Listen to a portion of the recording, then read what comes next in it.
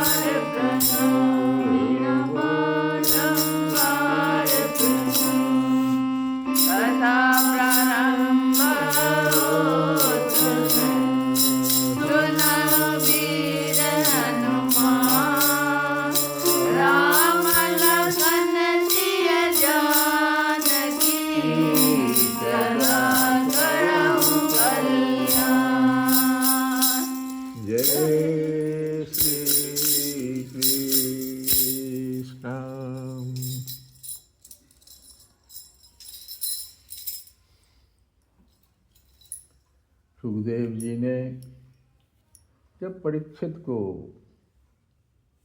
ध्यान, पवित्र ध्यान लगाने का जो विधि बताया, कल हम लोग इसकी चर्चा कथा में किए थे, तो परीक्षित जी ने पुनः पूछ दिया कि हे ब्राह्मण, धारणा किस साधन से, किस वस्तु में किस प्रकार की जाती है और उसका क्या स्वरूप माना गया है,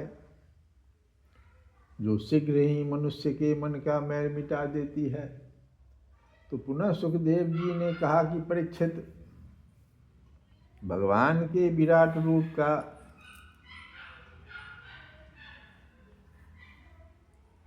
ध्यान करो।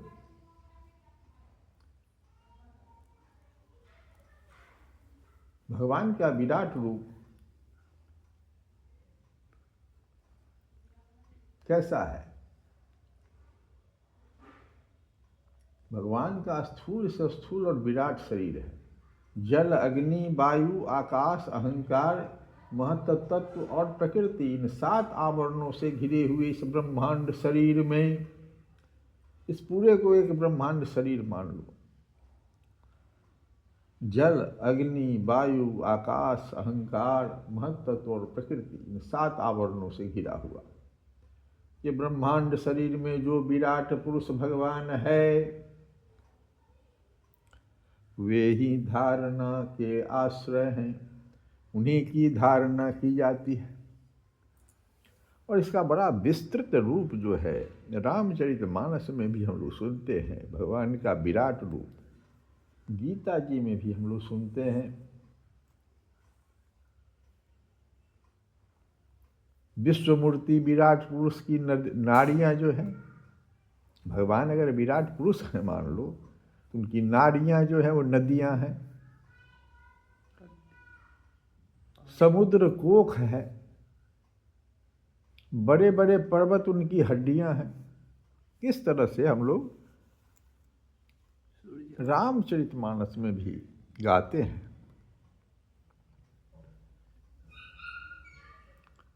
स्वयंभू जो मनु थे वो भगवान के बुद्धि है, और भगवान का निवास स्थान कहाँ है? स्वयंभू मनु के जो संतान लोग हैं उनके हृदय में उनका निवास स्थान है। तो मतलब हृदय में।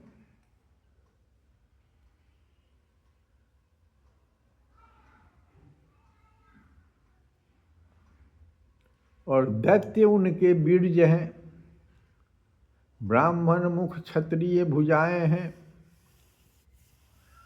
ब्राह्मण मुख है तो क्षत्रिय भुजाएं हैं। इस प्रकार से एक शरीर में भी अगर देख लो तो ये मुख हुआ, भुजा हुआ, जंघा हुआ, फिर चरण हुआ।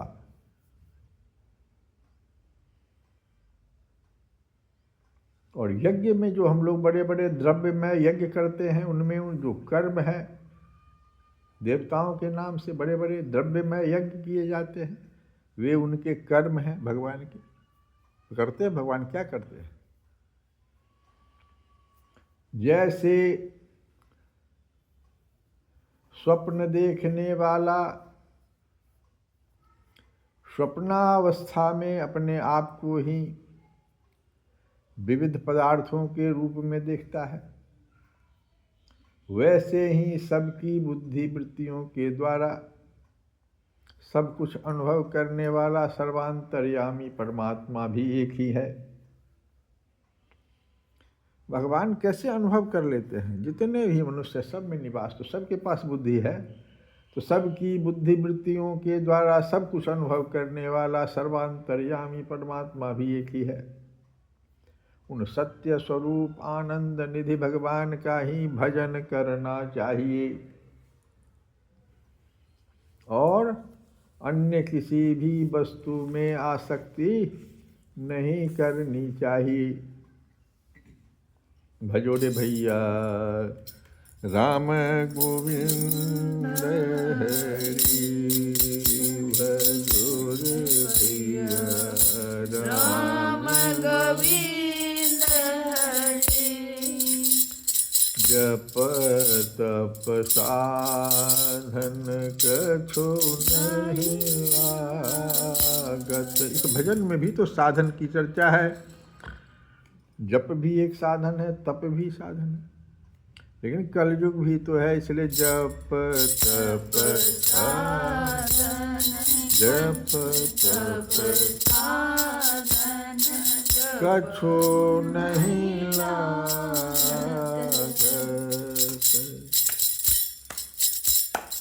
किसमें नहीं लगता है भाई? भजो रे भैया राम गोविंद, इसमें कोई खर्चा नहीं है। खर्चत ना गठरी, भजो रे भैया राम गोविंद हरि। जोरे भैया राम गोविंद हरि। अरे भगवान कौन है? तो जो भगवान गणिका तारी सबरी तारी, गणिका तारी सबरी तारी, गणिका तारी सबरी तारी।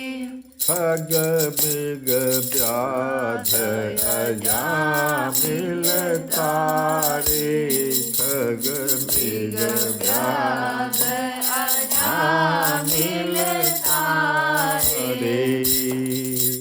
तो और क्या किया भगवान ने? गज की तेत सुनत उठ धाये, गज की तेत सुनत। अरे कितना सुनावे। कबीरदास जी कहते हैं और अनेक अधम जन तारे, और अधम जन तारे, और अनेक अधम जन तारे। ओ गिनती न जात करी,